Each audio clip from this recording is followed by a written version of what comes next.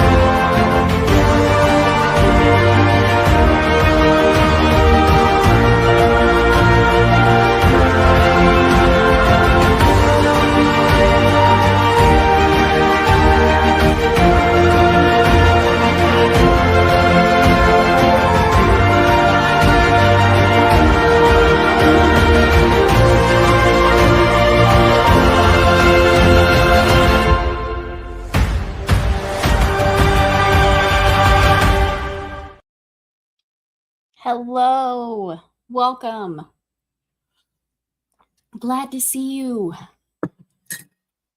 How's everybody doing today? I always get an email. I'm sure there's a setting where I can shut it off in YouTube, but I always get an email when I go live for my own channel. Just like, why am I doing this? I know I'm live. I clicked the button twice.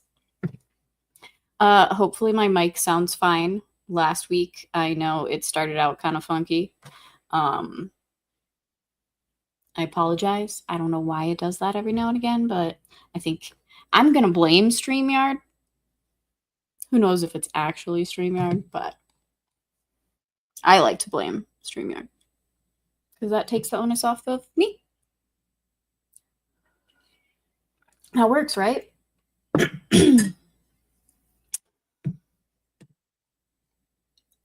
Everybody ready for the end of the book? See what happens? I'm trying to figure out how there's enough time to finish the book, like in 2 chapters. I'm really confused. Like the story, not the book. I want to know what happens.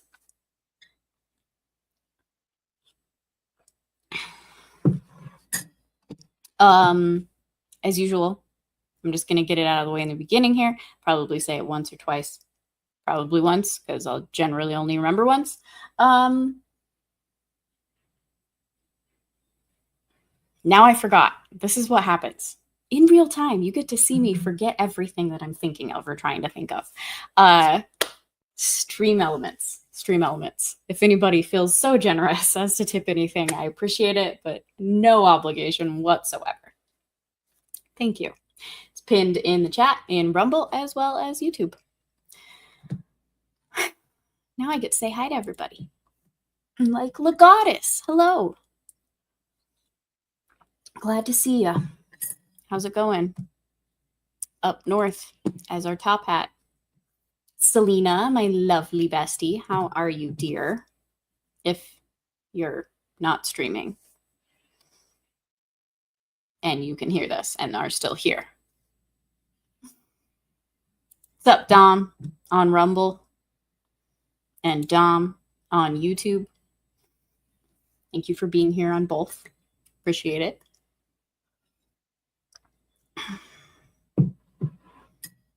Aw, thanks, Dom. You're so sweet by saying I look lovely. I appreciate that a lot. I don't need to read the rest. Selena, thank you. Love you. Yeah, the last chapter did look like it was pretty long. So. And Sam, hello. How's it going? Smash the like, the ship to what? The ship of Victor's hopes and dreams upon the rocky shores of consequence.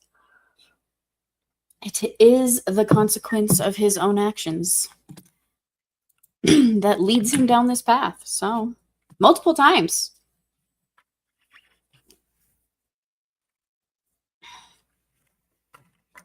He should have known. He should have known what was happening. I swear I clicked off of that. What the heck? James, hi. How's it going? I haven't really been coughing all day, and then, of course, I start talking. I work from home, so there's not a lot of talking that goes on unless in meetings. And that just depends on the meeting, if I even need to be there or not.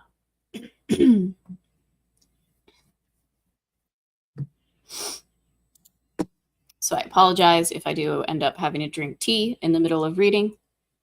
It does tend to happen. Oh, it's just allergies, James. But thank you. I appreciate it. Dom, quit lying in the chat.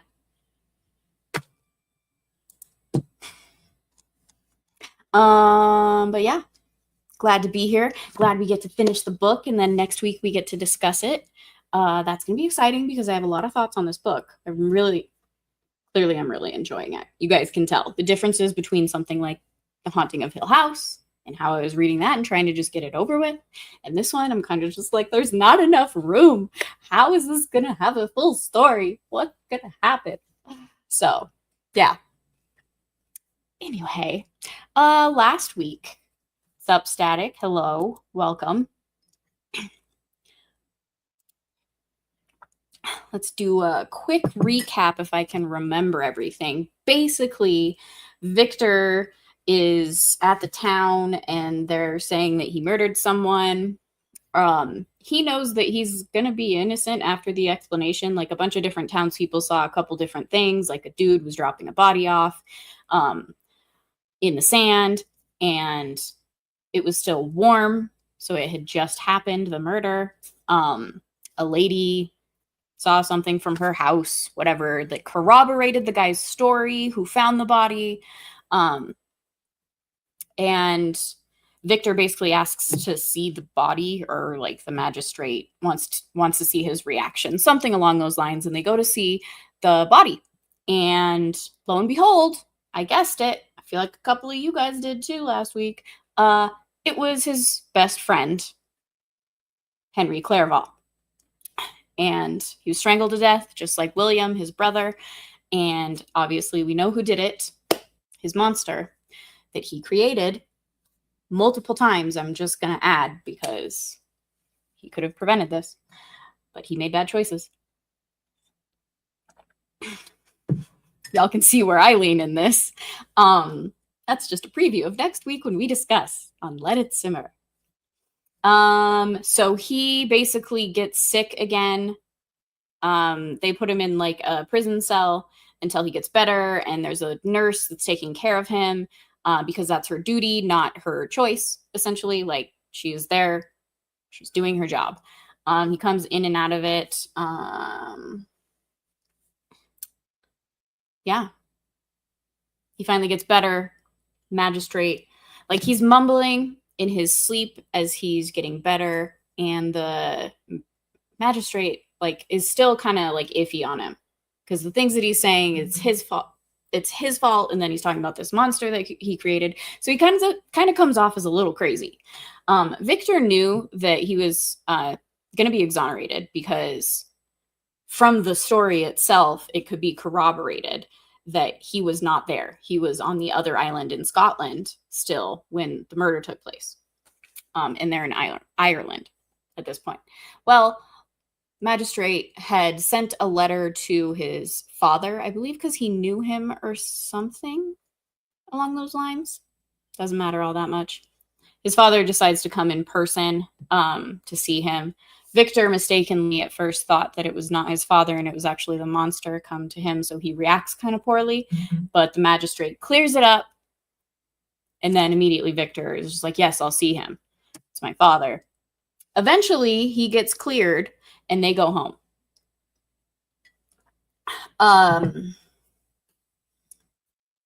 Chickadee, Elizabeth, his girl, that they were like raised as brother and sisters, but they're not blood related. She kind of doubts, like she feels that he might be wanting to marry her out of obligation rather than true feelings for her, just because he's constantly wanting to wander off and not be at home and marry her. And she was going to let him off honorably. And he was just like, no, I love you. Let's just get married and get it over with. He had been putting it off because the monster had said, implied to Victor's mind, that he was going to murder him on his wedding night. He was basically like an ominous verbiage of, I'll see you on your wedding night. I don't think that that's what the monster was implying, that he was going to hurt Victor.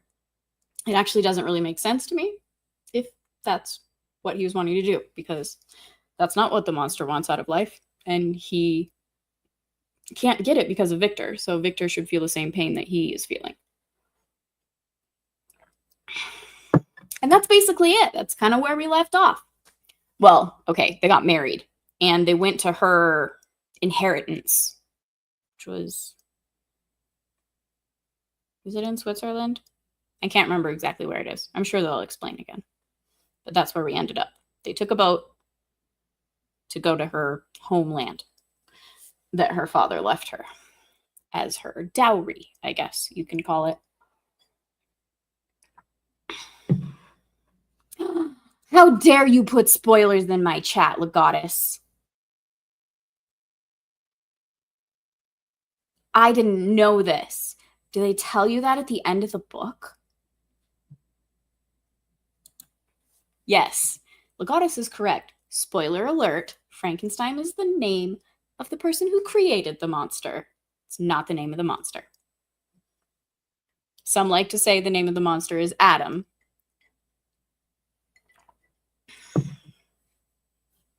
That's not technically the case. But yeah, there's your recap. Quick and easy-ish. I kind of ramble on sometimes, but oh well, that's what I do. I hope that's enough time to get everybody to trickle in. Let me see if anyone came in while I was jabbering away. My brother enjoys when I stream because when I feel the need to talk, I can talk to y'all instead of bothering him, because heaven forbid his sister want to talk to him. I'm sure all you men in the chat can understand his pain. Hi, Tommy. Welcome. Yes, like a jabberjaw. You've heard that term. Tell me you've heard that term. Yes, thank you, Sam. I said that some like to say, or would say, possibly say, something along those lines. Don't quote me on it. I'm not saying that's what I say. Whoa, whoa, whoa. Simpy is limping? What happened to your brother?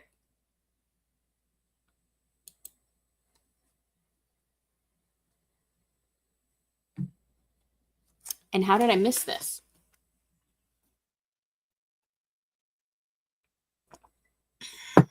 Kel, you are late. How dare you? Whoa, too many chats came all at once. There it is. Hi, Kel. Welcome. I just got done with the recap, so we're about to go to chapter 6 here in a moment.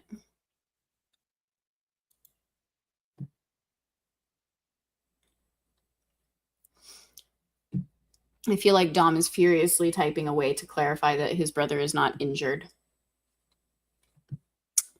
I guess we'll see. I'm not going to wait any further. I don't want to keep y'all in suspense. So let's get chapter 6 started, shall we?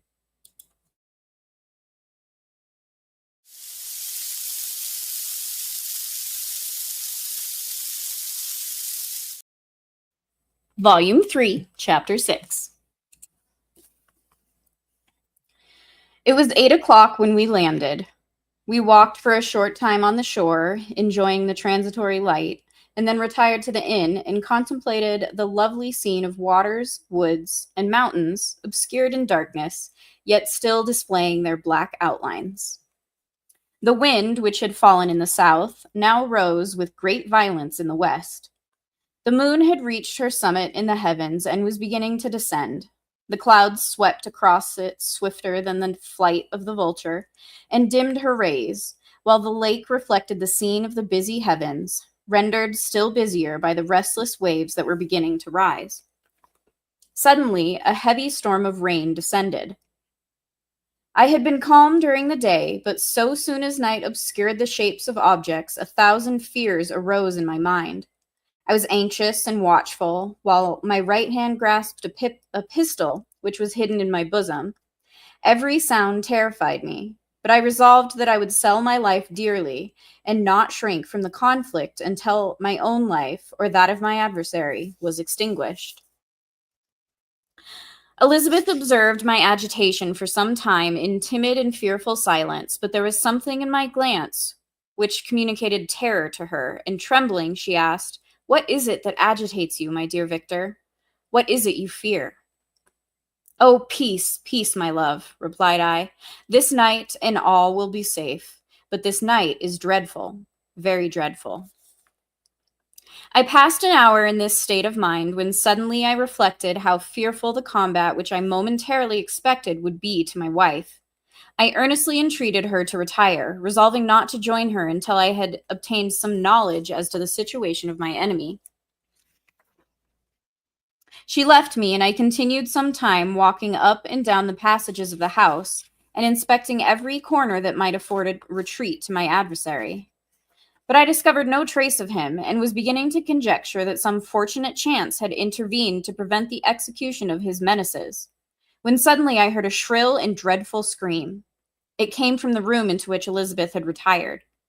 As I heard it, the whole truth rushed into my mind. My arms dropped. The motion of every muscle and fiber was suspended. I could feel the blood trickling in my veins and tingling in the extremities of my limbs. This state lasted but for an instant. The scream was repeated, and I rushed into the room. Great God! Why did I not then expire? Why am I here to relate the destruction of the best hope and the purest creature of earth? She was there, lifeless and inanimate, thrown across the bed, her head hanging down and her pale, distorted features half covered by her hair. Everywhere I turn, I see the same figure, her bloodless arms and relaxed form flung by the murderer on its bridal bier. Could I behold this and live? Alas, life is obstinate and clings closest where it is most hated. For a moment only did I lose recollection. I fell senseless on the ground. When I recovered, I found myself surrounded by the people of the inn. Their countenances expressed a breathless terror, but the horror of others appeared only as a mockery, a shadow of the feelings that oppressed me. I escaped from them to the room where lay the body of Elizabeth, my love, my wife, so lately living, so dear, so worthy.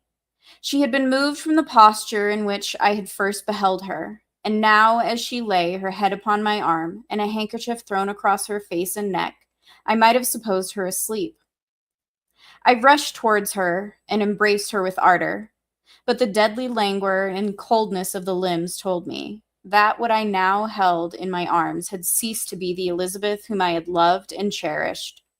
The murderous mark of the fiend's grasp was on her neck, and the breath had ceased to issue from her lips. While I still hung over her in the agony of despair, I happened to look up. The windows of the room had before been darkened, and I felt a kind of panic on seeing the pale yellow light of the moon illuminate the chamber. The shutters had been thrown back, and with a sensation of horror not to be described, I saw at the open window a figure the most hideous and abhorred. A grin was on the face of the monster. He seemed to jeer, as with his fiendish finger he pointed towards the corpse of my wife. I rushed towards the window and, drawing a pistol from my bosom, fired. But he eluded me, leapt from his station, and running with the swiftness of lightning, plunged into the lake. The report of the pistol brought a crowd into the room. I pointed to the spot where he had disappeared, and we followed the track with boats. Nets were cast, but in vain. After passing several hours, we returned hopeless, most of my companions believing it to have been a form conjured up by my fancy. After having landed, they proceeded to search the country, parties going in different directions among the woods and vines.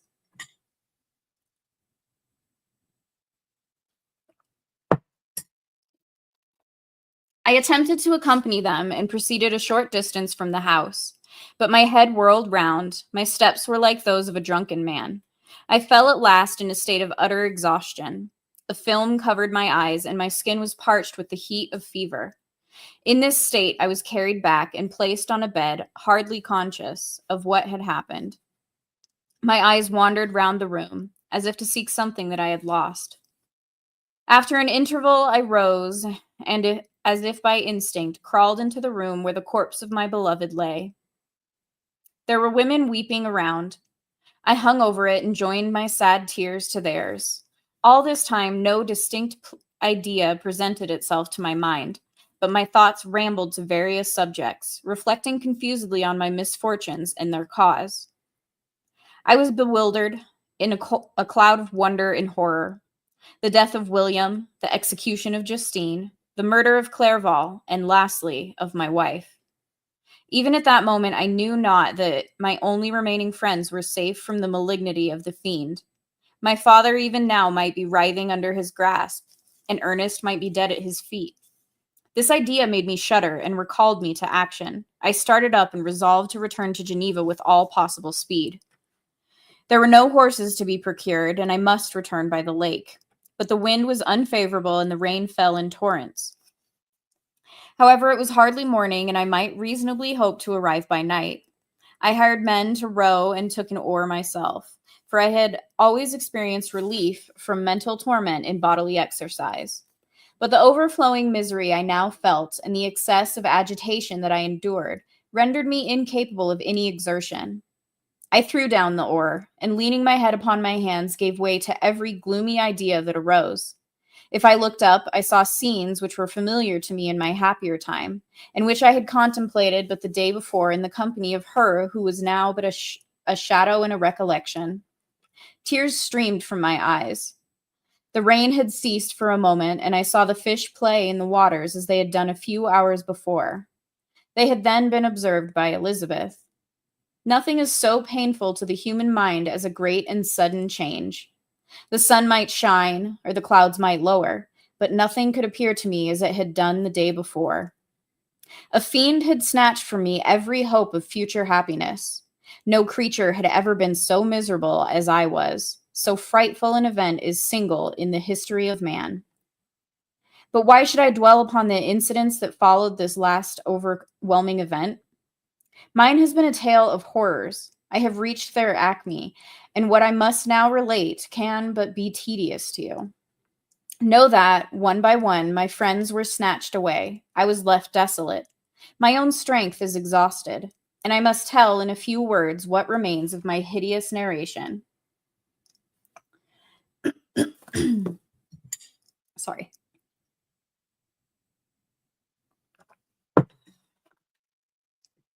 I arrived at Geneva. My father and Ernest yet lived, but the former sunk under the tidings that I bore.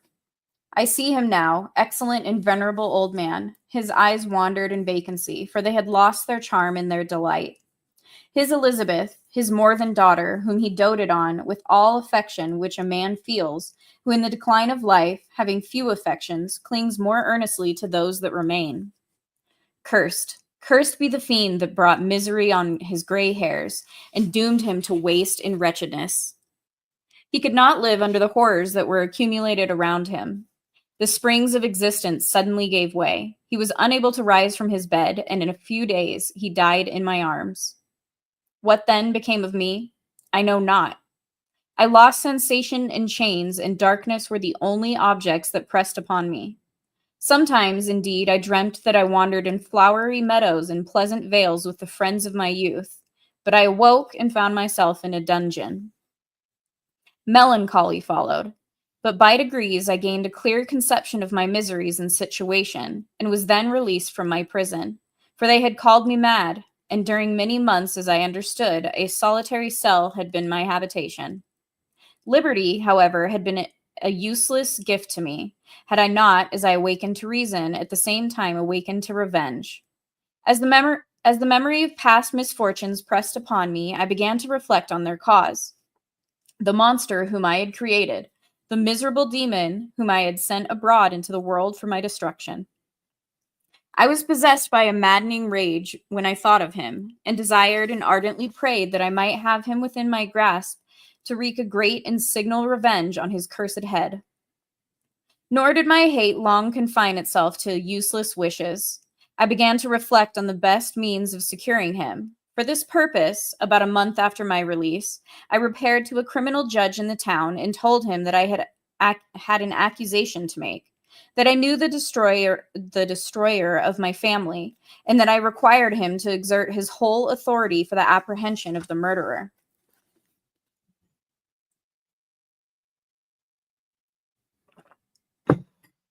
The magistrate listened to me with attention and kindness. "Be assured, sir," said he, "no pains or exertions on my part shall be spared to discover the villain."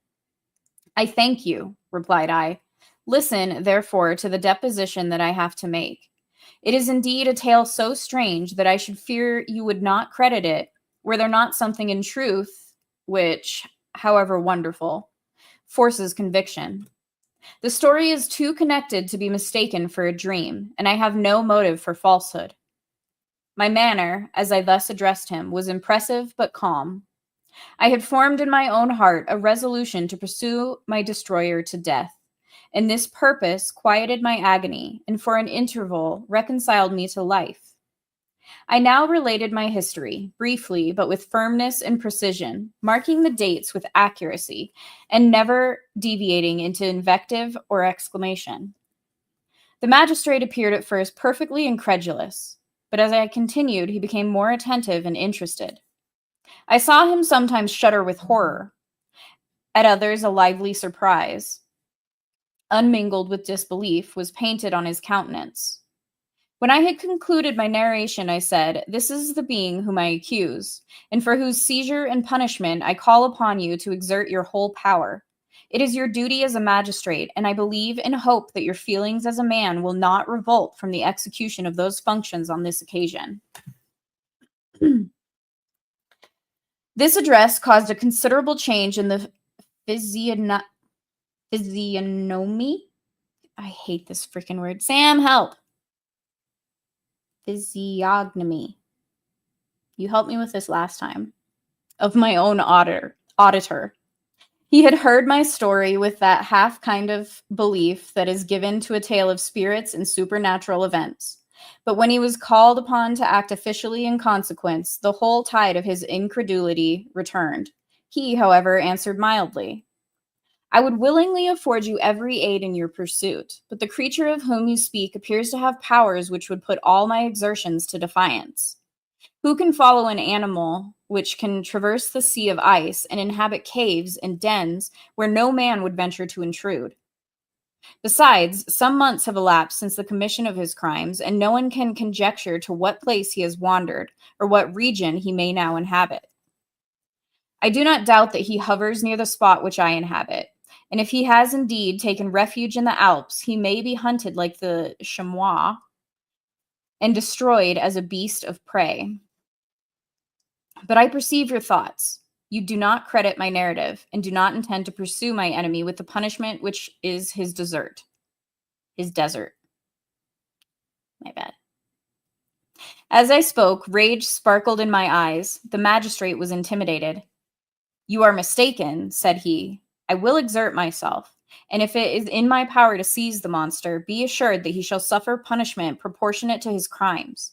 But I fear, from what you have yourself described to be his properties, that this will prove impracticable. And thus, while every proper measure is pursued, you should make up your mind to disappointment. That cannot be. But all that I can say will be of little avail. My revenge is of no moment to you. Yet, while I allow it to be a vice, I confess that it is the devouring and only passion of my soul. My rage is unspeakable when I reflect that the murderer whom I have turned loose upon society still exists. You refuse my just demand. I have but one resource, and I devote myself, either in my life or death, to his destruction. I trembled with excess of agitation as I said this.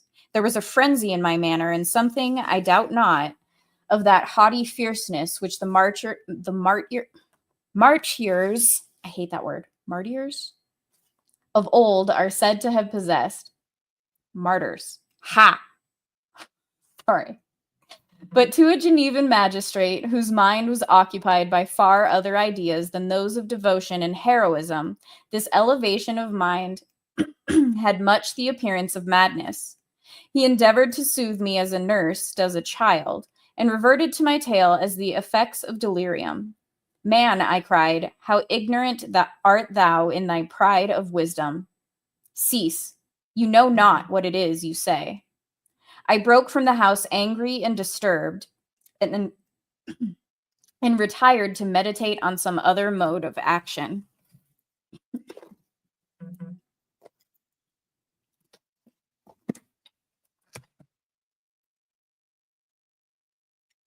Physiognomy. Okay, I'm going to practice that word. Thank you, Sam. Physiognomy. It's the G and the N. Physiognomy. Thank you.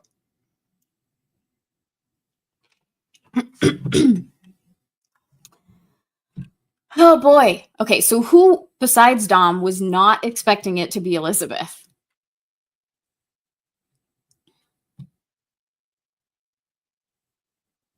Let's see what Simpy did. He hurt his groin like a week or two before MegaCon, felt a little better, did lots of walking during MegaCon, and he re-aggravated it, got really bad. Gotcha. Has he, I don't know, went to the doctor? Yes, rest in peace, Elizabeth. Oh, and here's my answer. Thank you, Dom. So you finally got him to go. That's good.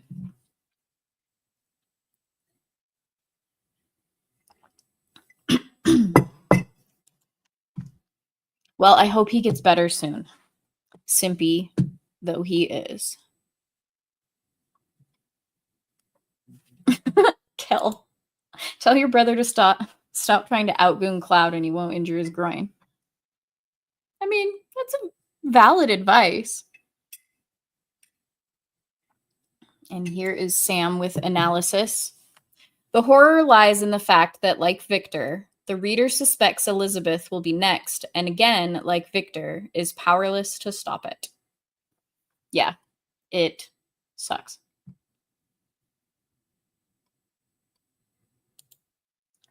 That's good of you, Legatus. It's very good of you. Physiognomy. It's obviously not going to come up for the rest of the book, I'm sure. I'm gonna remember it next time. It's gonna happen.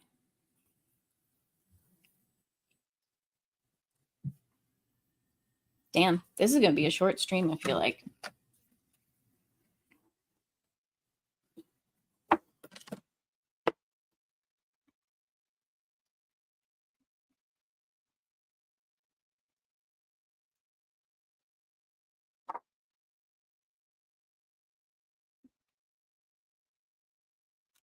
$25 pages left. It's a decent amount.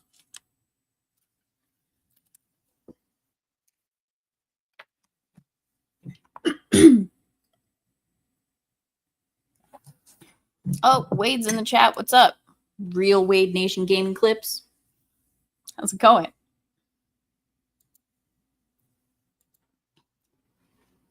What do I think he's going to do about it now? He's going to hunt him down. I mean, technically, we already know that he's been following him because the like middle layer of this very layered story, he's telling the story to he whose name I do not recall, because he was in pursuit of him on like the ice caps.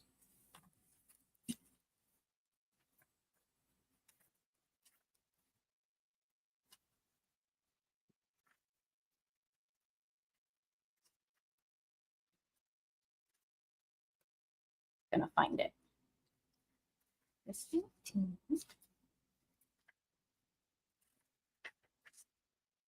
Oh, dang it. Went too far. I know his name. Miss Bill R.W. Robert Walton. There it is.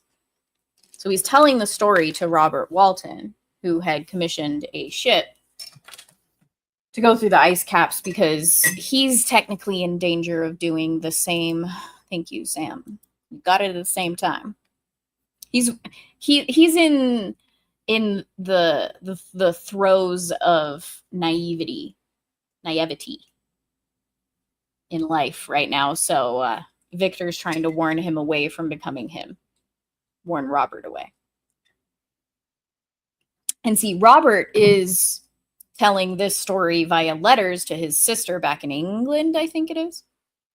So that's why it's a multi-layered story. It's kind of a cool way to do it. I like it.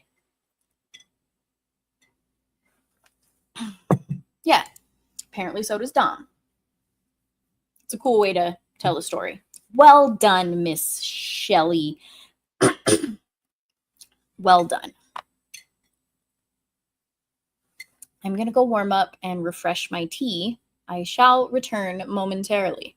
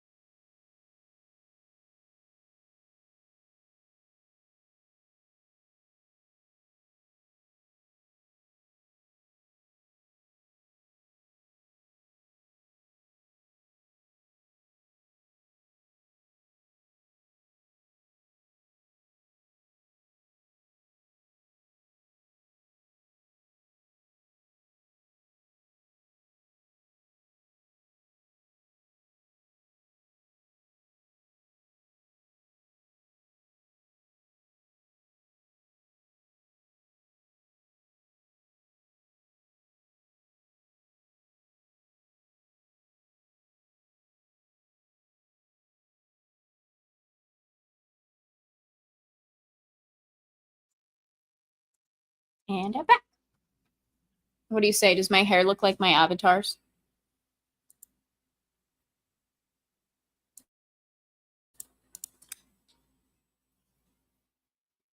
There's more green under there.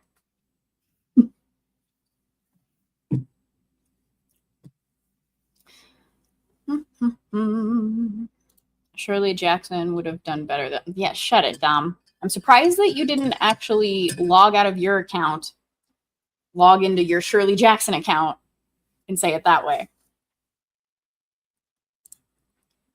You don't need a chair stream from me. My avatar's prettier. Maybe one day after I move out of Colorado and life is less hectic and my background can be much better, maybe you'll get a chair stream for like 2 seconds. Yes, and Mary Shelley was a teen when she wrote this. I really do need to go back and watch. Was it just called Shelley?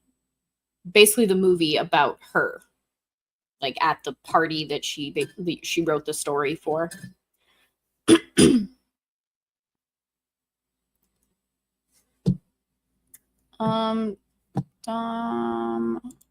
You have a strange feeling. I have stream elements set to tell me if some. Okay. All right. Bear with me momentarily. Interesting. It was set up to where it would tell me when I got something. Okay. Settings. Activity feed.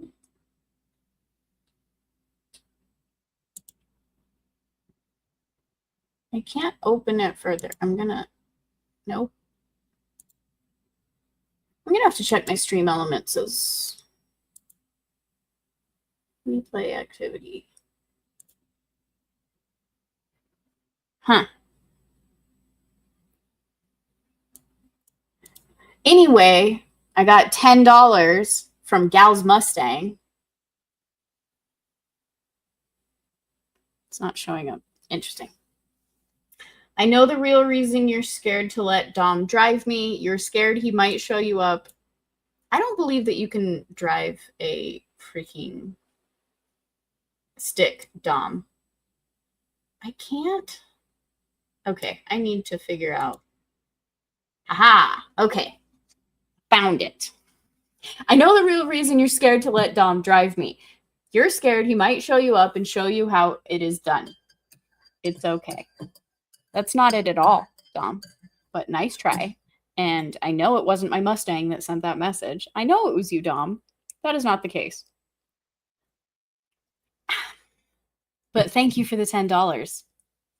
Serenity, because that's her name, Dom.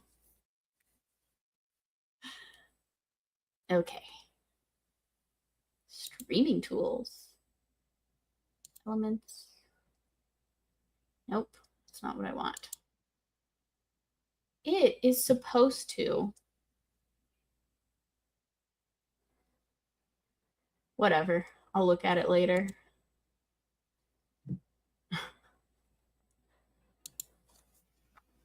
But thank you, Dom.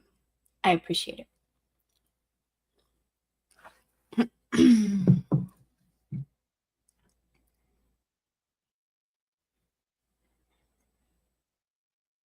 I can show you the blanket, Dom. If you really want it.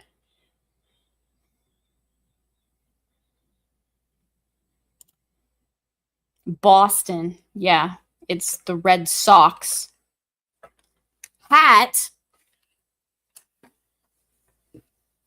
And blanket. Backwards to y'all. Because I'm drinking tea, I don't really need the blanket right now. But it is kind of chilly out here.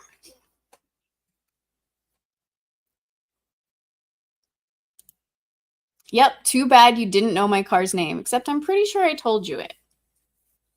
She's themed after Firefly. Which I have a feeling you haven't seen, Dom. And I recommend highly.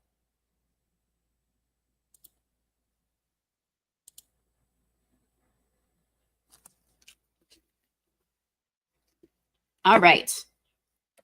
Let's go to the penultimate. I don't think I'm using that word right. Chapter. The ultimate chapter? Now I want to look it up. Anyway.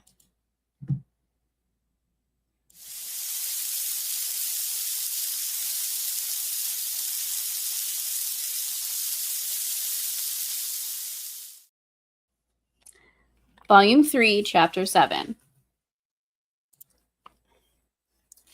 My present situation was one in which all voluntary thought was swallowed up and lost. I was hurried away by fury. Revenge alone endowed me with strength and composure. It molded my feelings and allowed me to be calculating and calm at periods when otherwise delirium or death would have been my portion. My first resolution was to quit Geneva forever. My country, which, when I was happy and beloved, was dear to me, now, in my adversity, became hateful. What about your little brother? Pretty sure it didn't say anything like what happened to him. You just abandoned him because you went to the mental institute? I provided myself with a sum of money, together with a few jewels, which had belonged to my mother, and departed. And now my wanderings began, which are to cease but with life. I have traversed a vast portion of the earth and have endured all the hardships which travelers in deserts and barbarous countries are wont to meet. How I have lived, I hardly know. Many times have I stretched my failing limbs upon the sandy plain and prayed for death, but revenge kept me alive. I dared not die and leave my adversary in being. When I quitted Geneva, my first labor was to gain some clue by which I might trace the steps of my fiendish enemy. But my plan was unsettled, and I wandered many hours round the confines of the town, uncertain what path I should pursue. As night approached, I found myself at the entrance of the cemetery where William, Elizabeth, and my father reposed. I entered it and approached the tomb which marked their graves. Everything was silent, except the leaves of the trees, which were gently agitated by the wind. The night was nearly dark, and the scene would have been solemn and affecting even to an uninterested observer. The spirits of the departed seemed to flit around and to cast a shadow, which was felt but not seen, around the head of the mourner. A deep grief which this scene had at first excited quickly gave way to rage and despair. They were dead, and I lived. Their murderer also lived, and to destroy him I must drag out my weary existence. I knelt on the grass and kissed the earth, and with quivering lips exclaimed, "By the sacred earth on which I kneel, by the shades that wander near me, by the deep and eternal grief that I feel, I swear, and by thee, O night, and the spirits that preside over thee, to pursue the demon who caused this misery until he or I shall perish in mortal conflict. For this purpose I will preserve my life. To execute this dear revenge will I again behold the sun and tread the green herbage of earth, which otherwise should vanish from my eyes forever. And I call on you, spirits of the dead, and on you, wandering ministers of vengeance, to aid and conduct me in my work. Let the cursed and hellish monster drink deep of agony. Let him feel the despair that now torments me." I had begun my adjuration with solemnity and an awe which almost assured me that the shades of my murdered friends heard and approved my devotion. But the furies possessed me as I concluded, and rage choked my utterance. I was answered through the stillness of night by a loud and fiendish laugh. It rang on my ears long and heavily. The mountains re-echoed it, and I felt as if all hell surrounded me with mockery and laughter. Surely in that moment I should have been possessed by frenzy and have destroyed my miserable existence, but that my vow was heard and that I was reserved for vengeance. The laughter died away, when a well-known and abhorred voice, apparently close to my ear, addressed me in an audible whisper. "I am satisfied, miserable wretch. You have determined to live, and I am satisfied." I darted toward the spot from which the sound proceeded, but the devil eluded my grasp. Suddenly the broad disk of the moon arose and shone full upon his ghastly and distorted shape as he fled with more than mortal speed.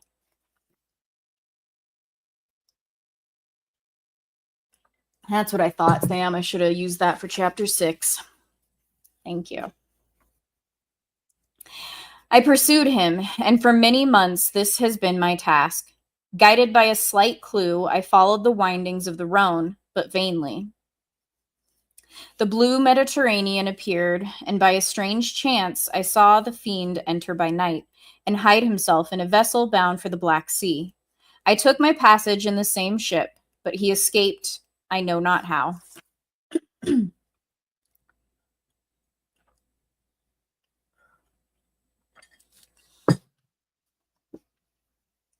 Amidst the wilds of Tartary and Russia, although he still evaded me, I have ever followed in his track. Sometimes the peasants, scared by his horrid apparition, informed me of his path. Sometimes he himself, who feared that if I lost all trace of him, I should despair and die, left some mark to guide me. The snows descended on my head, and I saw the print of his huge step on the white plain. To you, first entering on life, to whom care is new and agony unknown, how can you understand what I have felt and still feel? Cold, want, and fatigue were the least pains which I was destined to endure. I was cursed by some devil and carried about with me my eternal hell. Yet still a spirit of good followed and directed my steps, and when I most murmured, would suddenly extricate me from seemingly insurmountable difficulties. Sometimes, when nature, overcome by hunger, sunk under the exhaustion, a repast was prepared for me in the desert that restored and inspirited me. The fare was, indeed, coarse, such as the peasants of the country ate, but I will not doubt that it was set there by the spirits that I had invoked to aid me. Often, when all was dry, the heavens cloudless, and I was parched by thirst, a slight cloud would bedim the sky, shed the few drops that revived me, and vanish. Bedim? What is wrong with me? Would bedim the sky. I followed when I could the courses of the rivers, but the demon generally avoided these, as it was here that the population of the country chiefly collected.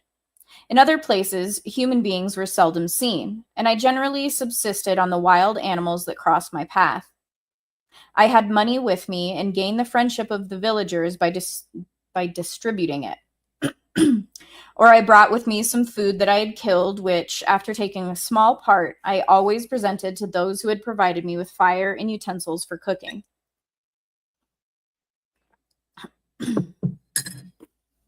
My life, as it passed thus, was indeed hateful to me, and it was during sleep alone that I could taste joy. Oh, blessed sleep! Often, when most miserable, I sank to repose, and my dreams lulled me even to rapture. The spirits that guarded me had provided these moments, or rather hours, of happiness that I might retain strength to fulfill my pilgrimage. Deprived of this respite, I should have sunk under my hardships. During the day, I was sustained and inspirited by the hope of night. For in sleep, I saw my friends, my wife, and my beloved country. Again, I saw the benevolent countenance of my father, heard the silver tones of my Elizabeth's voice, and beheld Clerval enjoying health and youth. Often, when wearied by a toilsome march, I persuaded myself that I was dreaming until night should come, and that I should then enjoy reality in the arms of my dearest friends. What agonizing fondness did I feel for them?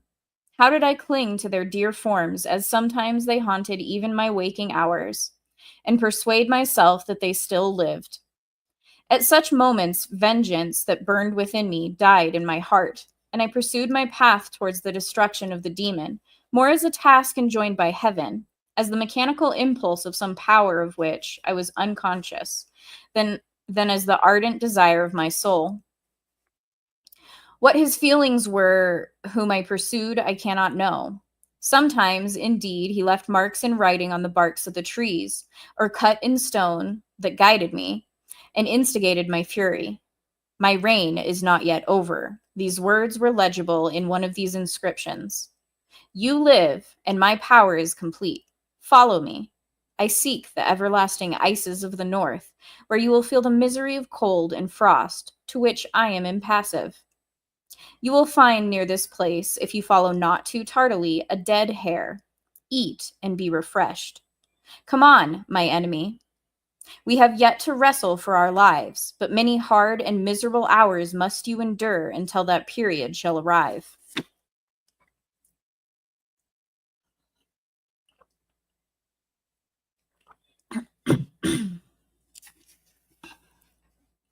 Scoffing devil! Again do I vow vengeance. Again do I devote thee, miserable fiend, to torture and death. Never will I give up my search until he or I perish. And then, with what ecstasy shall I join my Elizabeth and my departed friends, whom even now prepare for me the reward of my tedious toil and horrible pilgrimage? As I still pursued my journey to the northward, the snows thickened and the cold increased in a degree almost too severe to support. The peasants were shut up in their hovels, and only a few of the most hardy ventured forth to seize the animals whom starvation had forced from their hiding places to seek for prey. The rivers were covered with ice, and no fish could be procured, and thus I was cut off from my chief article of maintenance.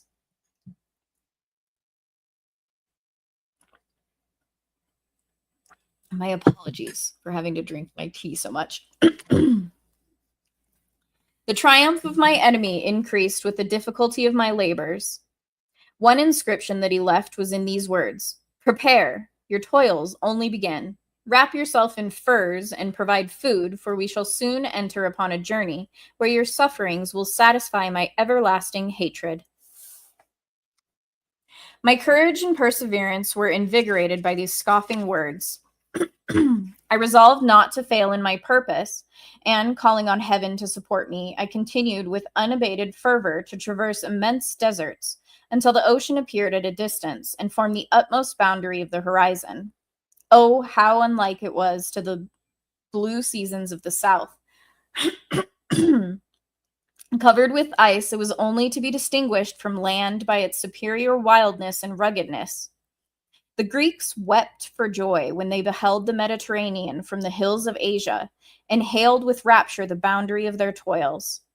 I did not weep, but I knelt down and, with a full heart, thanked my guiding spirit for conducting me in safety to the place where I hoped, notwithstanding my adversary's gibe, to meet and grapple with him.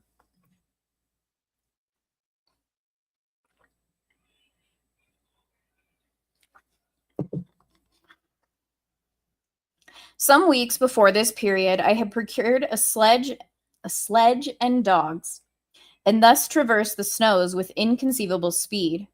I know not whether the fiend possessed the same advantages, but I found that, as before I had daily lost ground in the pursuit, I now gained on him, so much so that when I first saw the ocean, he was but one day's journey in advance, and I hoped to intercept him before he should reach the beach. With new courage, therefore, I pressed on, and in 2 days arrived at a wretched hamlet on the seashore. I inquired of the inhabitants concerning the fiend and gained accurate information. A gigantic monster, they said, had arrived the night before, armed with a gun and many pistols, putting to flight the inhabitants of a solitary cottage through fear of his terrific appearance.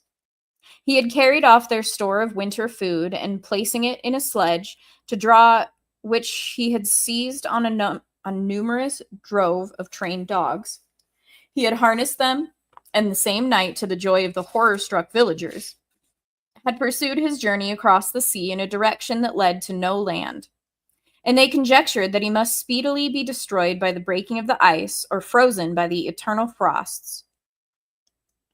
On hearing this information, I suffered a temporary excess of despair.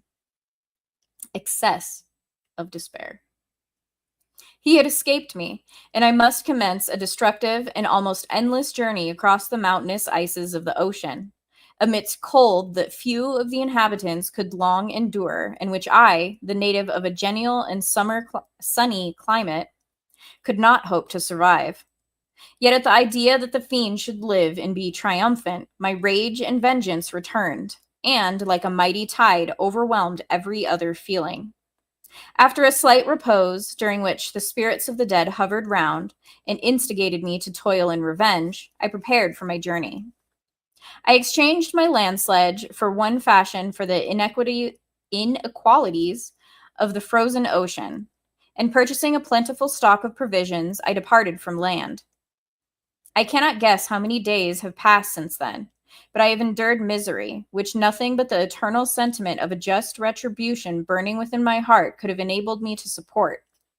Immense and rugged mountains of ice often barred up my passage, and I often heard the thunder of the ground sea, which threatened my destruction.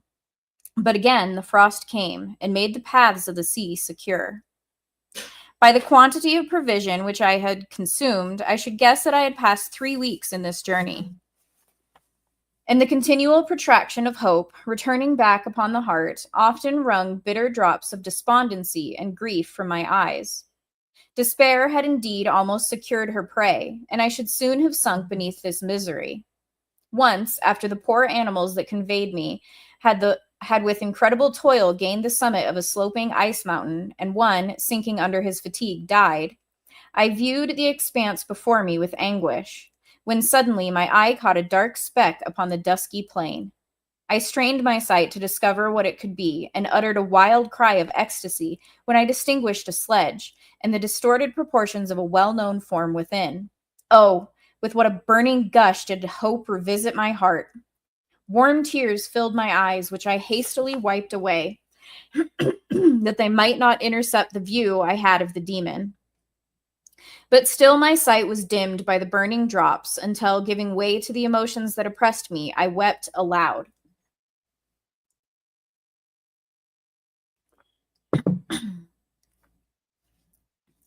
But this was not the time for delay. I disencumbered the dogs of their dead companion, gave them a plentiful portion of food, and after an hour's rest, which was absolutely necessary, and yet which was bitterly irksome to me, I continued my route. The sledge was still visible, nor did I again lose sight of it, except at the moments when for a short time some ice rock concealed it with its intervening crags. I indeed perceptibly gained on it, and when, after nearly 2 days' journey, I beheld my enemy at no more than a mile distant, my heart bounded within me. But now, when I appeared almost within grasp of my foe, my hopes were suddenly extinguished, and I lost all trace of him more utterly than I had ever done before. A ground sea was heard. The thunder of its progress, as the waters rolled and swelled beneath me, became every moment more ominous and terrific. I pressed on, but in vain. The wind arose, the sea roared, and with the mighty shock of an earthquake, it split and cracked with a tremendous and overwhelming sound. The work was soon finished. In a few minutes, a tumultuous sea rolled between me and my enemy, and I was left drifting on a scattered piece of ice that was continually lessening and thus preparing for me a hideous death. In this manner, many appalling hours passed. Several of my dogs died, and I myself was about to sink under the accumulation of distress when I saw your vessel riding at anchor and holding forth to me hopes of succor and life. I had no conception that vessels ever came so far north, and was astounded at the sight. I quickly destroyed part of my sledge to construct oars, and by these means was enabled, with infinite fatigue, to move my ice craft in the direction of your ship. I had determined, if you were going southwards, still to trust myself to the mercy of the seas rather than abandon my purpose. I hoped to induce you to grant me a boat with which I could pursue my enemy. But your direction was northward. You took me on board when my vigor was exhausted, and I should soon have sunk under multiplied hardships into a death which I still dread, for my task is unfulfilled.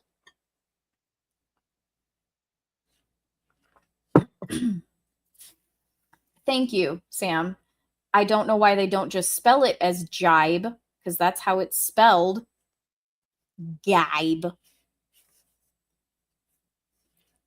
Oh, when will my guiding spirit, in conducting me to the demon, allow me the rest I so much desire? Or must I die, and he yet live?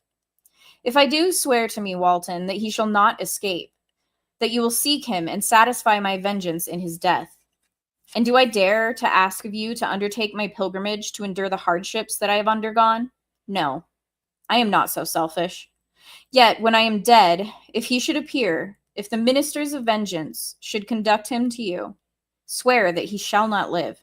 Swear that he shall not triumph over my accumulated woes and survive to add to the list of his dark crimes. He is eloquent and persuasive, and once his words had even power over my heart. But trust him not.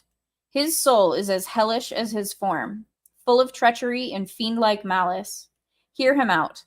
Call on the names of William, Justine, Clerval, Elizabeth, my father, and of the wretched victor, and thrust your sword into his heart. I will hover near and direct the steel aright. I'm going to pause for a moment. I don't know if you guys can hear when my voice starts to crack, but it's freaking ridiculous. Driving me batty.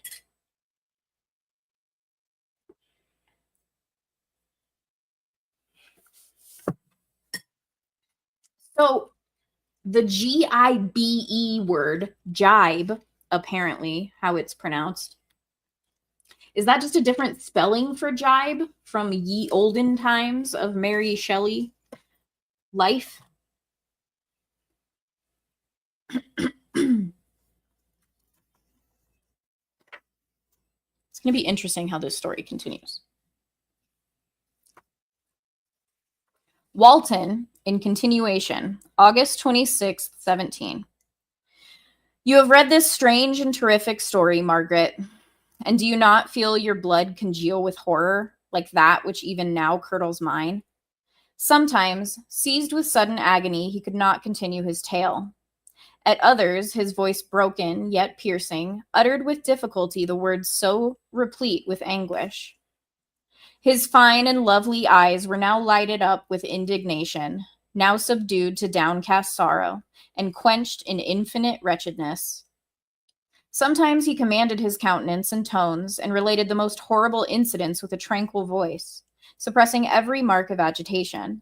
Then, like a volcano bursting forth, his face would suddenly change to an expression of the wildest rage, as he shrieked out imprecations on his persecutor.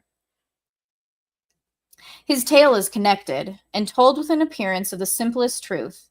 Yet I own to you that the letters of Felix and Safie, which he showed to me, and the apparition of the monster seen from our ship, brought to me a greater conviction of the truth of his narrative than his asseverations, however earnest and connected. Such a monster has, then, real existence. I cannot doubt it, yet I am lost in surprise and admiration. Sometimes I endeavored to gain from Frankenstein the particulars of his creature's formation, but on this point he was impenetrable. Are you mad, my friend? Said he. Or whither does your senseless curiosity lead you? Would you also create for yourself in the world a demoniacal enemy? Demoniacal enemy? Peace, peace, learn my miseries, and do not seek to increase your own. Frankenstein discovered that I had notes concerning his history. He asked to see them, and then himself corrected and augmented them in many places, but principally in giving the life and spirit to the conversations he held with his enemy. Since you have preserved my narration, said he, I would not that a mutilated one should go down to posterity. Thus, with a week passed by, while I have listened to the strangest tale that ever imagination formed, my thoughts and every feeling of my soul have been drunk up by the interest for my guest, which this tale and his own elevated and gentle manners have created. I wish to soothe him, yet can I counsel one so infinitely miserable, so destitute of every hope of consolation, to live? Oh no, the only joy that he can now know will be when he composes his shattered spirit to peace and death. Yet he enjoys one comfort, the offspring of solitude and delirium. He believes that when in dreams he holds converse with his friends and derives from that communion consolation for his miseries, or excitements to his vengeance, that they are not the creations of his fancy, but the beings themselves who visit him from the regions of a remote world. This faith gives a solemnity to his reveries that render them to me almost as imposing and interesting as truth. Our conversations are not always confined to his own history and misfortunes. On every point of general literature, he displays unbounded knowledge and a quick and piercing apprehension. His eloquence is forcible and touching, nor can I hear him when he relates a pathetic incident or endeavors to move the passions of pity or love without tears. What a glorious creature must he have been in the days of his prosperity, when he is thus noble and godlike in ruin. He seems to feel his own worth and the greatness of his fall.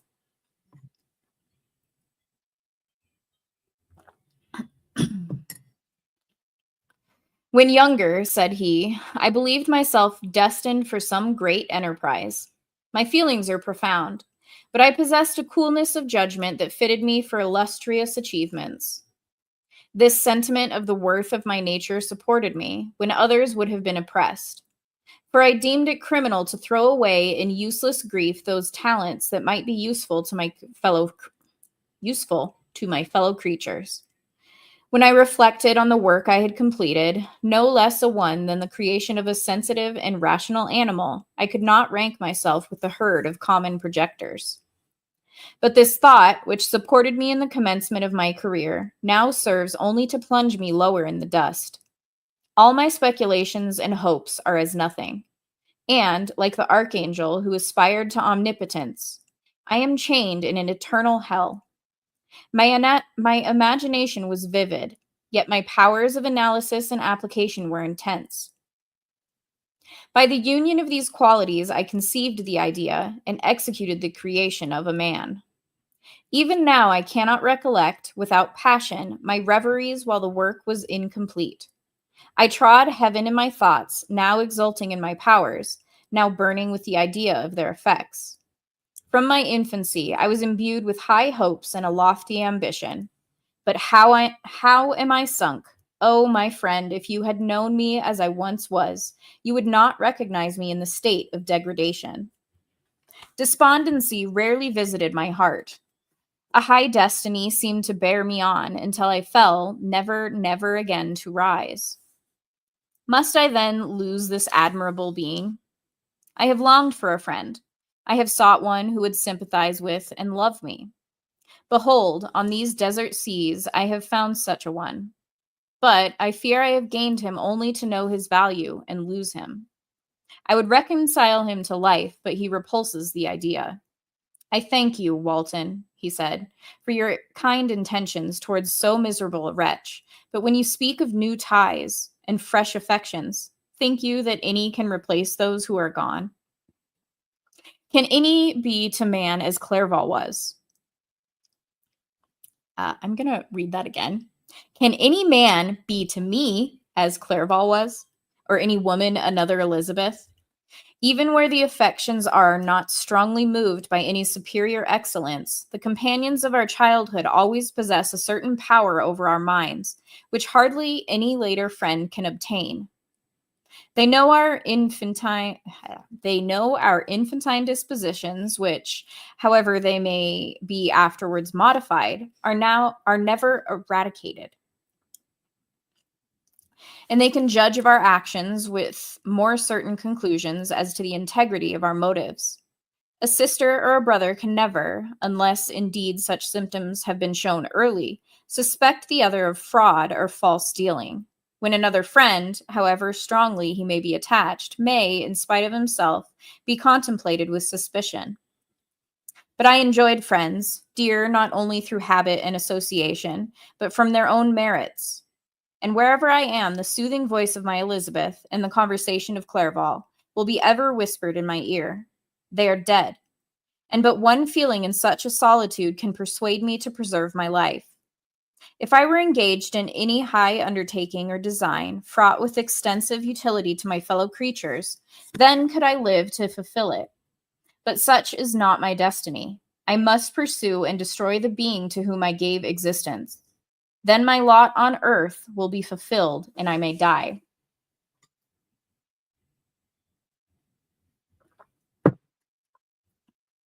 Early on in this story, when Frankenstein's mom died, I think it was Sam or Legatus, mentioned that moment in his life is what led to all of this. He never got over his mother's death. And that's where his depressing mind is just stuck. Yes, you can replace friends that you've lost. Yes, you can continue on. It does not need to be just life for vengeance.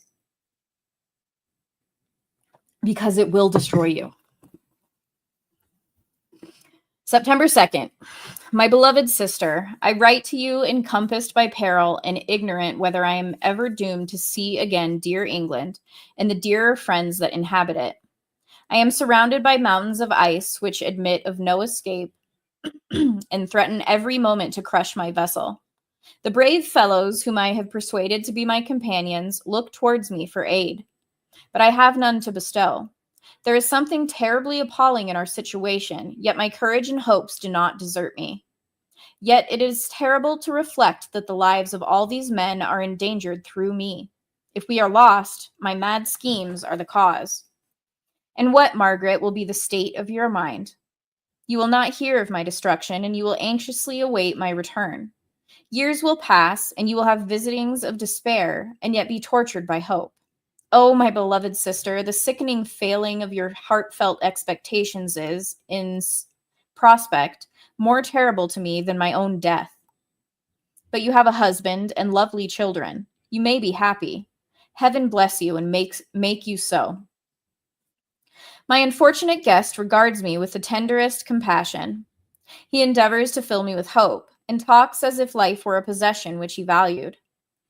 He reminds me how often the same accidents have happened to other navigators who have attempted this sea, and in spite of myself, he fills me with cheerful auguries. Even the sailors feel the power of his eloquence. When he speaks, they no longer despair. He rouses their energies, and while they hear his voice, they believe these vast mountains of ice are molehills, which will vanish before the resolutions of man. These feelings are transitory. Each day of expectation delayed fills them with fear, and I almost dread a mutiny caused by this despair.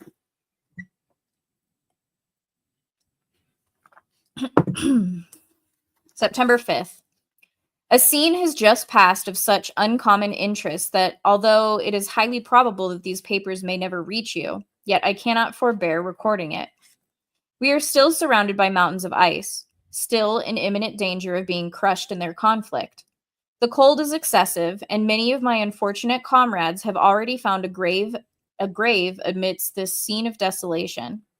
Frankenstein has daily declined in health. A feverish fire still glimmers in his eyes, but he is exhausted, and when suddenly roused to any exertion, he speedily sinks again into apparent lifelessness. I mentioned in my last letter the fears I entertained of a mutiny. This morning, as I sat watching the wan countenance of my friend, his eyes half closed and his limbs hanging listlessly, I was roused by half a dozen of the sailors who demanded admission into the cabin. They entered, and their leader addressed me. He told me that he and his companions had been chosen by the other sailors to come in deputation to me, to make me a requisition which, in justice, I could not refuse. We were immersed in ice and should probably never escape, but they feared that if, as was possible, the ice should dissipate and a free passage be opened, I should be rash enough to continue my voyage and lead them into fresh dangers. After they might have happily surmounted this. They insisted, therefore, that I should engage with a solemn promise that if the vessel should be freed, I would instantly direct my course southwards. This speech troubled me. I had not despaired, nor had I yet conceived the idea of returning, if set free. Yet could I, in justice, or even in possibility, refuse this demand? I hesitated before I answered, when Frankenstein, who had at first been silent, and indeed appeared hardly to have force enough to attend, now roused himself. His eyes sparkled, and his cheeks flushed with momentary vigor. Turning towards the men, he said, "What do you mean? What do you demand of your captain? Are you then so easily turned from your design? Did you not call this a glorious expedition? And wherefore was it glorious? Not because the way was smooth and placid as a southern sea, but because it was full of dangers and terror. Because, at every new incident, your fortitude was to be called forth, and your courage exhibited. Because danger and death surrounded it, and these you were to brave and overcome. This was it a glorious.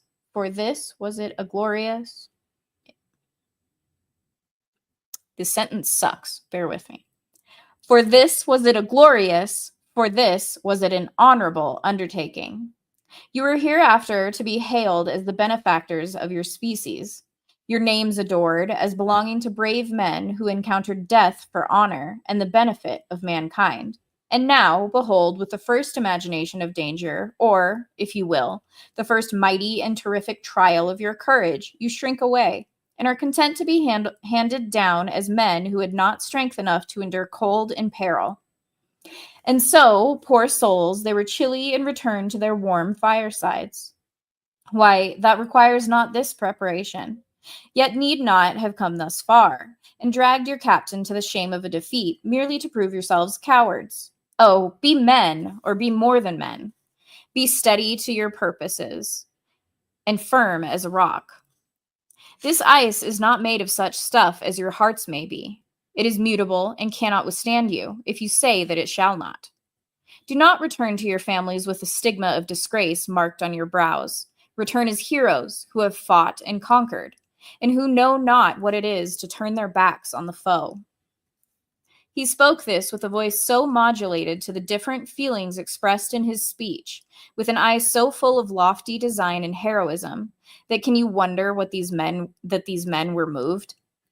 They looked at one another and were unable to reply. I spoke. I told them to retire and consider of what had been said, that I would not lead them farther north if they strenuously desired the contrary, but that I hoped that with reflection their courage would return. They retired, and I turned towards my friend, but he was sunk in languor and almost deprived of life. Languor? How all this will terminate, I know not, but I had rather die than return shamefully, my purpose unfulfilled. Yet I fear such will be my fate. The men, unsupported by ideas of glory and honor, can never willingly continue to endure their present hardships.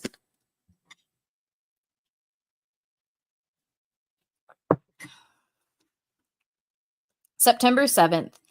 The die is cast. I have consented to return, if we were not destroyed. Thus are my hopes blasted by cowardice and indecision. I come back ignorant and disappointed. It requires more philosophy than I possess to bear this injustice with patience. September 12th. It is past. I am returning to England. I have lost my hopes of utility and glory. I have lost my friend. But I will endeavor to detail these bitter circumstances to you, my dear sister. And while I am wafted towards England and towards you, I will not despond. September 9th, the ice began to move, and roarings like thunder were heard at a distance as the island split and cracked in every direction. We were in the most imminent peril. But as we could only remain passive, my chief attention was occupied by my unfortunate guest, whose illness increased in such a degree that he was entirely confined to his bed. The ice cracked behind us and was driven with force towards the north. A breeze sprung from the west, and on the 11th, the passage towards the south became perfectly free. When the sailors saw this, and that their return to their native country was apparently assured, a shout of tumultuous joy broke from them, loud and long continued. Frankenstein, who was dozing, awoke and asked the cause of the tumult. They shout, I said, because they will soon return to England. Do you then really return? Alas, yes, I cannot withstand their demands. I cannot lead them unwillingly to danger, and I must return. Do so if you will, but I will not. You may give up your purpose, but mine is assigned to me by heaven, and I dare not. I am weak, but surely the spirits who assist my vengeance will endow me with sufficient strength. Saying this, he endeavored to spring from the bed, but the exertion was too great for him. He fell back and fainted. It was long before he was restored, and I often thought that life was entirely extinct. At length, he opened his eyes. He breathed with difficulty and was unable to speak. The surgeon gave him a composing draught and ordered us to leave him undisturbed. In the meantime, he told me that my friend had certainly not many hours to live. His sentence was pronounced, and I could only grieve and be patient. I sat by his bed, watching him. His eyes were closed, and I thought he slept. But presently he called to me in a feeble voice, and bidding me come near, said, Alas, the strength I relied on is gone. I feel that I shall soon die, and he, my enemy and persecutor, may still be in being. Think not, Walton, that in the last moments of my existence I feel that burning hatred and ardent desire of revenge I once expressed, but I feel myself justified in desiring the death of my adversary. During these last days, I have been occupied in examining my past conduct, nor do I find it blamable. In a fit of enthusiastic madness, I created a rational creature and was bound towards him to assure, as far as was in my power, his happiness and well-being. This was my duty. But there was another still paramount to that. My duties towards the beings of my own species had greater claims to my attention, because they included a greater proportion of happiness or misery. Urged by this view, I refused, and I did right in refusing, to create a companion for the first creature. He showed unparalleled malignity and selfishness in evil. He destroyed my friends. He devoted to destruction beings who possessed exquisite sensations, happiness, and wisdom. Nor do I know where this thirst for vengeance may end. Miserable himself, that he may render no other wretched, he ought to die. The task of his destruction was mine, but I have failed. When actuated by selfish and vicious motives, I asked you to undertake my unfinished work, and I renew this request now, when I am only induced by reason and virtue. Yet I cannot ask you to renounce your country and friends to fulfill this task, and now that you are returning to England, you will have little chance of meeting with him. But the consideration of these points, and the well-balancing of what may esteem your duties, I leave to you. My judgment and ideas are already disturbed by the near approach of death. I dare not ask you to do what I think right, for I may still be misled by passion. That he should live to be an instrument of mischief disturbs me. In other respects, this hour, when I momentarily expect my release, is the only happy one which I have enjoyed for several years. The forms of the beloved dead flit before me, and I hasten to their arms. Farewell, Walton. Seek happiness and tranquility, and avoid ambition, even if it be only the apparently innocent one of distinguishing yourself in science and discoveries. Yet why do I say this? I have myself been blasted in these hopes, yet another may succeed. His voice became faint as he spoke, and at length, exhausted by his effort, he sunk into silence. About half an hour afterwards, he attempted again to speak, but was unable. He pressed my hand feebly, and his eyes closed forever, while the irradiation of a gentle smile passed away from his lips. Margaret, what comment can I make on the untimely extinction of this glorious spirit? What can I say that will enable you to understand the depth of my sorrow? All that I should express would be inadequate and feeble. My tears flow. My mind is overshadowed by a cloud of disappointment. But I journey towards England, and I may there find consolation. I am interrupted. What do these sounds portend? It is midnight. The breeze blows fairly, and the watch on deck scarcely stir. Again, there is a sound as of a human voice, but hoarser. It comes from the cabin where the remains of Frankenstein still lie. I must arise and examine. Good night, my sister. Great God, what a scene has just taken place. I am yet dizzy with the remembrance of it. I hardly know whether I shall have the power to detail it. Yet the tale which I have recorded would be incomplete without this final and wonderful catastrophe. I entered the cabin where lay the remains of my ill-fated and admirable friend. Over him hung a form which I cannot find words to describe. Gigantic in stature, yet uncouth and distorted in its proportions. As he hung over the coffin, his face was concealed by long locks of ragged hair. But one vast hand was extended, in color and apparent texture like that of a mummy. When he heard the sound of my approach, he ceased to utter exclamations of grief and horror, and sprung towards the window. Never did I behold a vision so horrible as his face, of such loathsome yet appalling hideousness. I shut my eyes involuntarily, and endeavored to recollect what were my duties with regard to this destroyer. I called on him to stay. He paused, looking on me with wonder. And again, turning towards the lifeless form of his creator, he seemed to forget my presence, and every feature and gesture seemed instigated by the wildest rage of some uncontrollable passion. "That is also my victim," he exclaimed. "In his murder, my crimes are consummated. The miserable series of my being is wound to its close. O Frankenstein, generous and self-devoted being, what does it avail that I now ask thee to pardon me? I, who irretrievably destroyed thee by destroying all thou lovest. Alas, he is cold, he cannot answer me."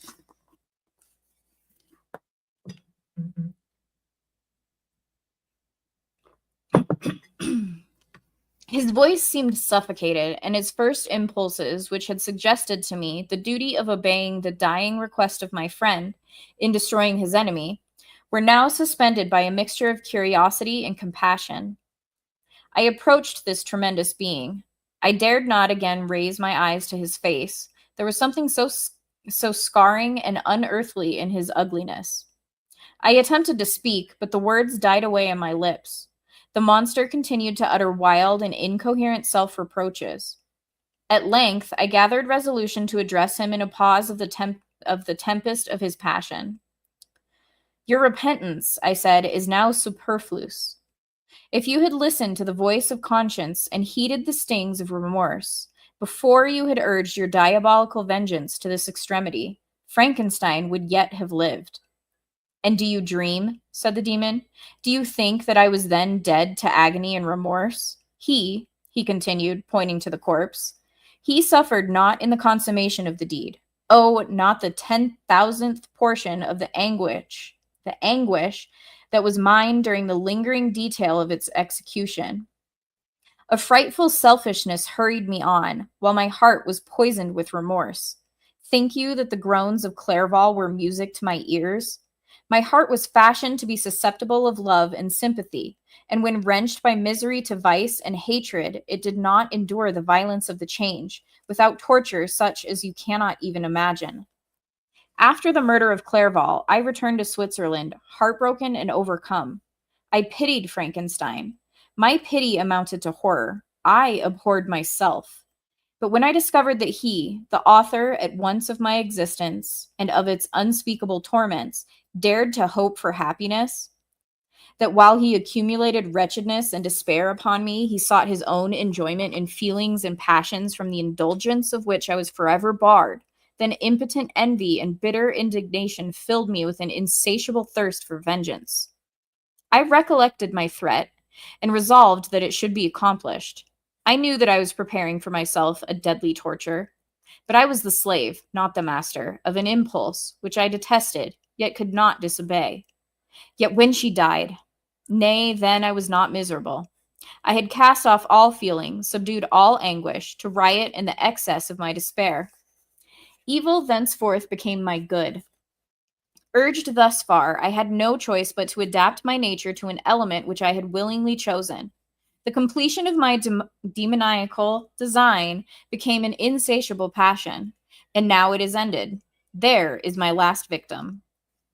I was at first touched by the expressions of his misery. Yet, when I called to mind what Frankenstein had said of his powers of eloquence and persuasion, and when I again cast my eyes on the lifeless form of my friend, indignation was rekindled within me. "Wretch," I said, "it is well that you come here to whine over the desolation that you have made. You throw a torch into a pile of buildings, and when you are consumed, you sit among the ruins and lament the fall.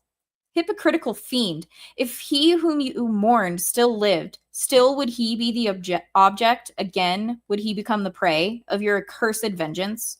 It is not pity that you feel. You lament only because the victim of your malignity is withdrawn from your power." "Oh, it is not thus, interrupted the being. "Yet such must be the impression conveyed to you by what appears to be the purport of my actions. Yet I seek not a fellow feeling in my misery. No sympathy may I ever find. When I first sought it, it was the love of virtue, the feelings of happiness and affection with which my whole being overflowed, that I wished to be participated. But now that virtue has become to me a shadow, and that happiness and affection are turned into bitter and loathing despair. In what should I seek for sympathy? I am content to suffer alone, while my sufferings shall endure. When I die, I am well satisfied that abhorrence and opprobrium should load my memory. Once my fancy was soothed with dreams of virtue, of fame, and of enjoyment. Once I falsely hoped to meet with beings who, pardoning my outward form, would love me for the excellent qualities which I was capable of unfolding. I was nourished with high thoughts of honor and devotion. But now crime has degraded me beneath the meanest animal. No guilt, no mischief, no malignity, no misery can be found comparable to mine. When I run over the frightful catalogue of my sins, I cannot believe that I am the same creature whose thoughts were once filled with sublime and transcendent visions of the beauty and the majesty of goodness. But it is even so. The fallen angel becomes a malignant devil. Yet even that enemy of God and man had friends and associates in his desolation. I am alone. You, who call Frankenstein your friend, seem to have a knowledge of my crimes and his misfortunes. But in the detail which he gave you of them, he could not sum up the hours and months of misery which I endured, wasting in impotent passions.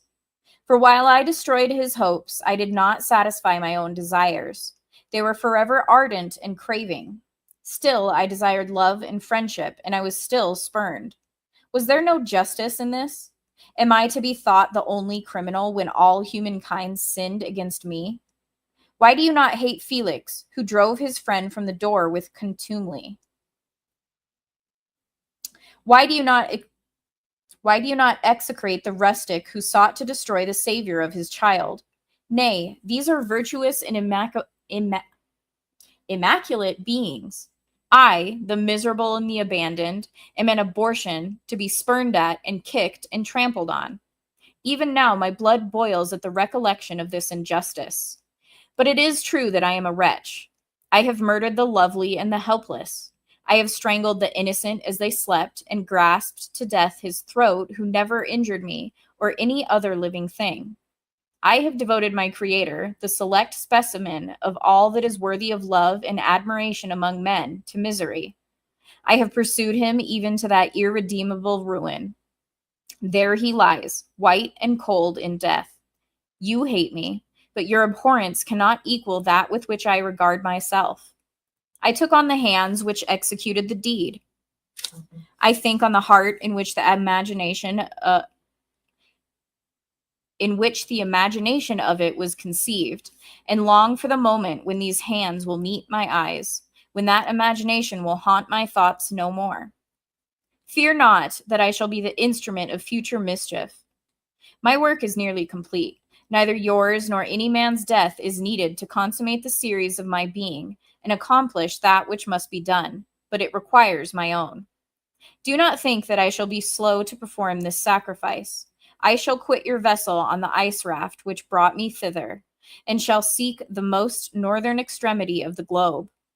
I shall collect my funeral pile, and consume to ashes this miserable frame, that its remains may afford no light to any curious and unhallowed wretch who would create such another as I have been. I shall die.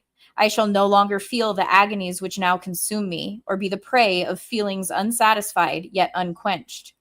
He is dead who called me into being, and when I shall be no more, the very remembrance of us both will speedily vanish. I shall no longer see the sun or stars, or feel the winds play on my cheeks.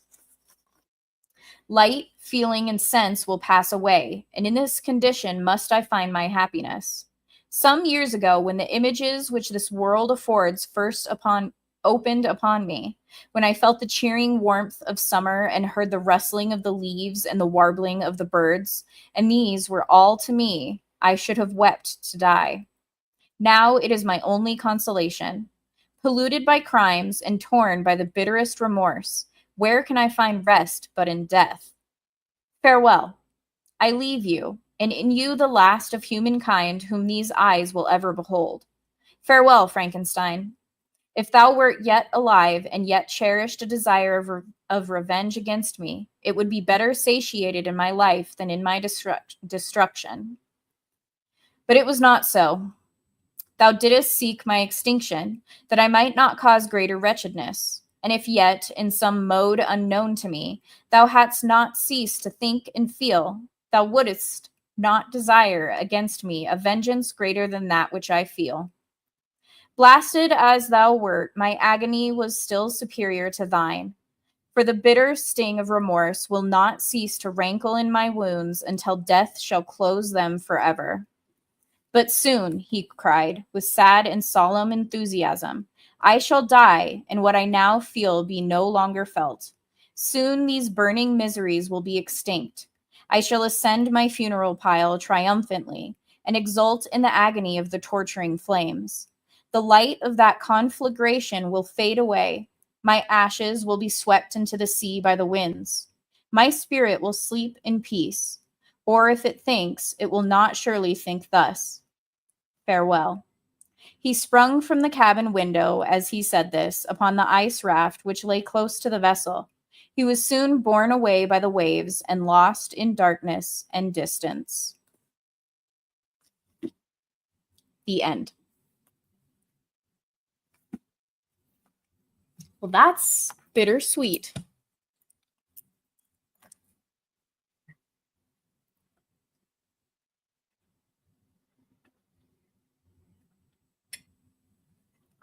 Oh no, Shirley Jackson's here. That's great. I'm really glad I gave you that idea, Dom. I knew when I said it, penultimate was the second to last. I just knew it. That's why I instantly, Sam, corrected myself in my head and then asked to be sure. You're archaic. Yeah, Shirley Jackson would spell it jibe.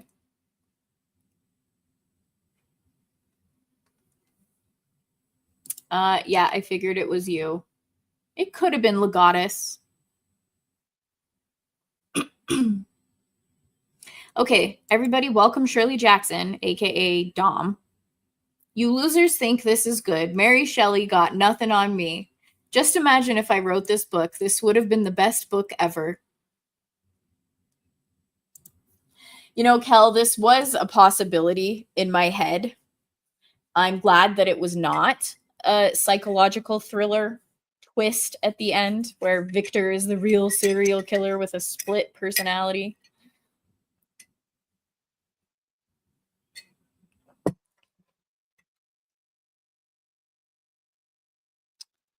Sam, I know what it means, but is it languor or languor?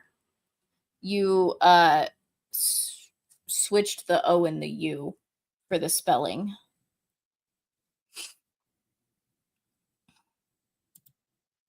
And I'm glad that you called out Shirley Jackson. GG. GG. That was a really good ending, too. I liked it. Well, you can let Devil know that his lost and yours won. Okay, Sam?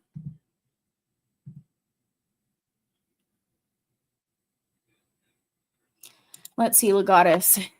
It leaves it up to you, the reader, if Frankenstein dies before he gets his monster or after.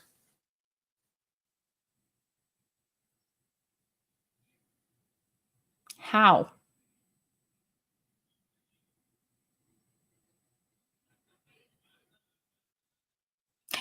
Are you saying that the monster is himself? Even though the physical form of the monster was still alive? Because it does kill him, I guess. Okay, fine. Rather philosophical. It's probably not even what you mean, and I'm just making it up. Not necessarily, Dom, because basically the monster has nothing to live for now. So, in his death comes his revenge and vengeance fulfilled.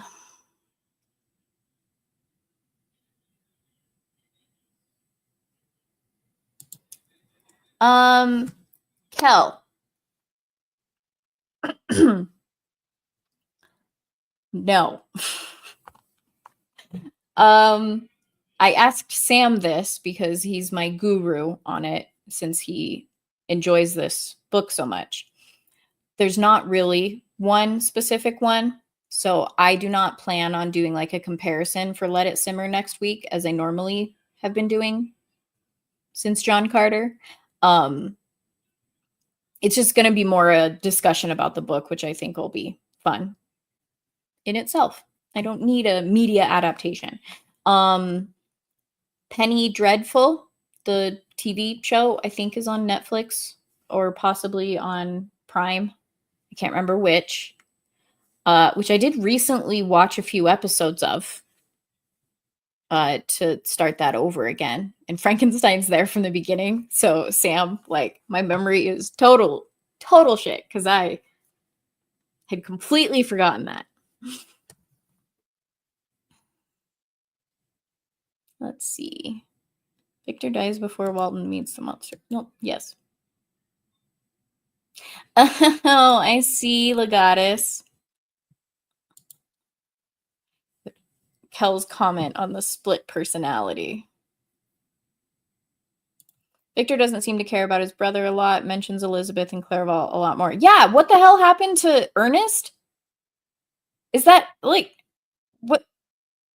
Just nothing, because they don't even mention, like, maybe Ernest had died while he was in the mental institution. But even when he goes to the family tomb, Ernest is not mentioned at all. So, what the F? Mary Shelley. Langor. Thank you, Sam. My pronunciation guide. Yep.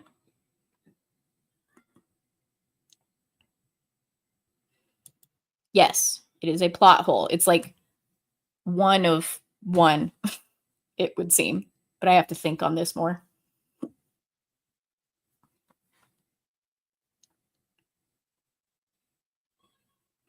It's on. I'm pretty sure it's Paramount Static. Pretty sure. Because I have Paramount, I don't have Peacock. And I'm pretty sure I was watching it on Prime, which is how I have Paramount. The monster in the book is much more sinister than any film version I've seen. I like to think Ernest got auctioned off to the nearest factory. I mean, I kind of had that thought that, like, he just went to an orphanage. But you'd think that once... I guess the argument could be made that Victor, even though it wasn't mentioned in his story, knew that he was sent to an orphanage because he was not fit to continue caring for his brother in his father's absence. He knew that Ernest would be safer in an orphanage than with him on his journey of vengeance. Yes, Dom, the monster is going to kill himself.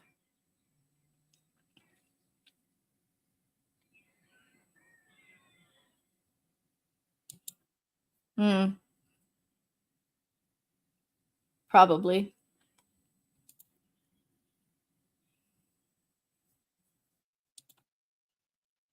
And this comment here is precisely what he means to do by fire, to kill himself by fire.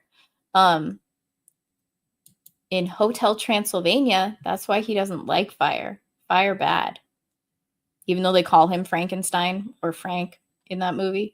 Even though that's not his name, it's his creator's name.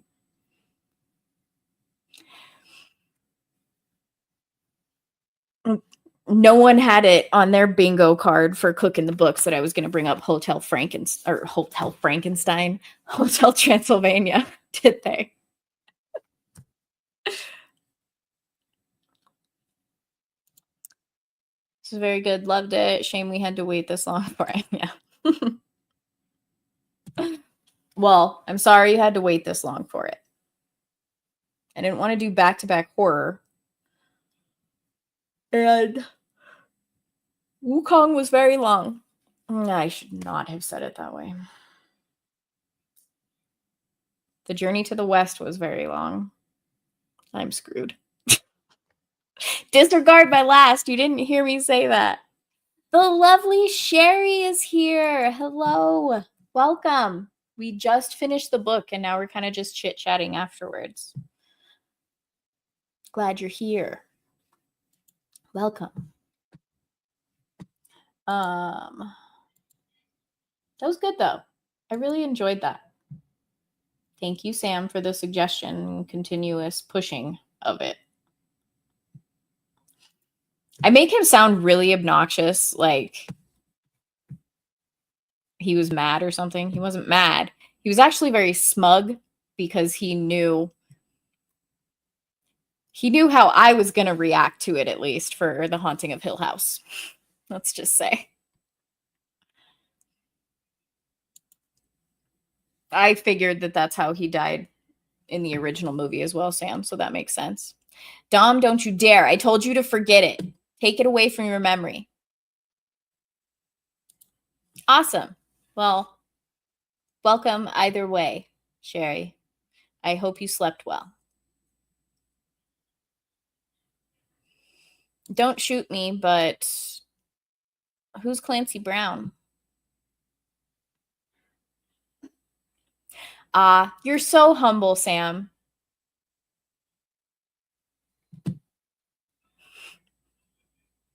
I know it just looks like he's saying you're welcome. You're all welcome. If I had a proper inner monologue, I could hear him saying it. He's saying it smug.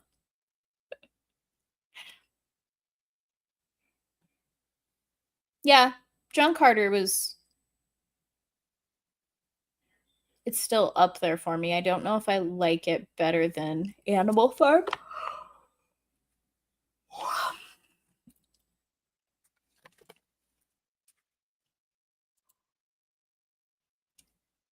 Clancy is Mr. Krabs. Like, is that Mr.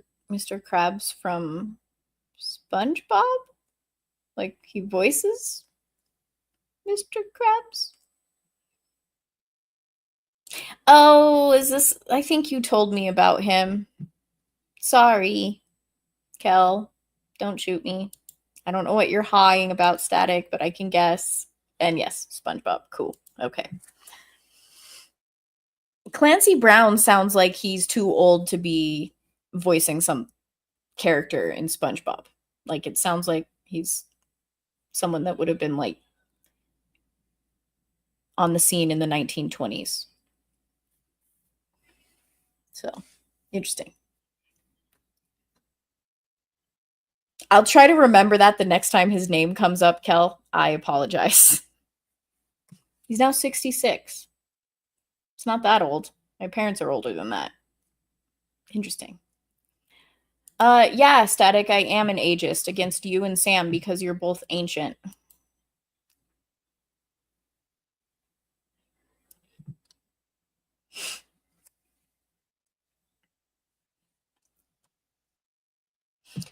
All right, guys. Well, thank you for hanging out. I am a little shocked that I almost went 2 hours with this. It was a very long chapter, but I have to get my cats fed, take care of them. Yeah, so come hang out next week when we chat about the book for Cooking the Books, Let It Simmer. As always, if you liked the stream, go ahead and give it a like, share it out there, make sure you subscribe, and I will talk to all of you next week.